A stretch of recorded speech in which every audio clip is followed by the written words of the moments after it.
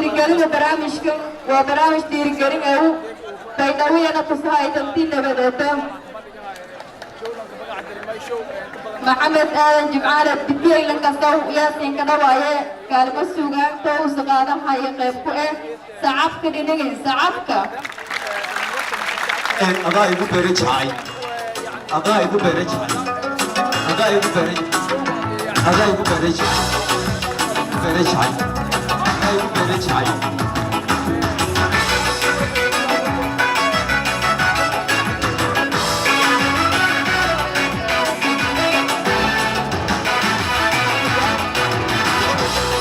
adaa igu beere jacay